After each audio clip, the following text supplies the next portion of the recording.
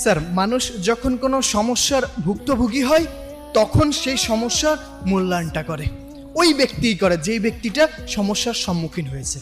Sir, তাহলে আমরা কেন অন্যের সমস্যাকে নিজের মনে করে এর সমাধানটা করি না? স্যার, আজকে যখন একটা শিশু ধর্ষণ হয় তখন সেই ধর্ষকের নিরাপত্তা দেওয়া হয়। একটিবার ওই পরিবারের মানুষের মানসিকতাটা একটু ভাবুন, ওই পরিবারের মানুষের মনের অবস্থাটা একটু ভাবুন। স্যার, এদেশে ধর্ষককে গ্রেফতার করার আগে ধর্ষিতার জানাজা দাফন কাফন কার্য শেষ করা হয়। কিছুদিন পরে ওই ধর্ষণের মামলা হাওয়া। স্যার, বলতে পারবেন এদেশ কখন সংস্কার হবে? তাহলে স্যার এমন একটা স্লোগান কেন ওঠে না, ধর্ষিতার জানাজার আগে ধর্ষককে প্রকাশ্যে মৃত্যুদণ্ড দেওয়া হোক? এমন একটা স্লোগান কেন ওঠে না? সরি স্যার, আমি ভুলে গেছিলাম আমরা সেই দেশে বসবাস করি যে দেশে ধর্ষকের পক্ষের উকিল পাওয়া যায়। আমরা সেই দেশে বসবাস করি যে দেশে ধর্ষকের পক্ষে উকিল পাওয়া যায়।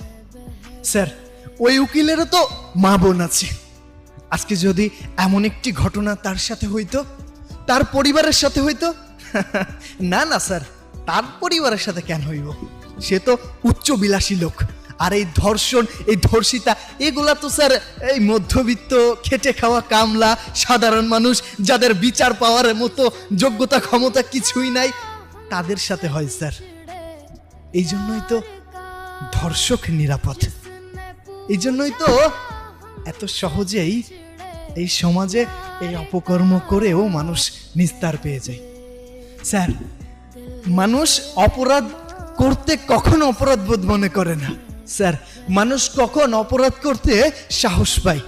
যখন তার সঠিক বিচারটা কখনোই আর সম্ভব হয় না, তখনই মানুষ অপরাধ করতেও একবার ভাবে না।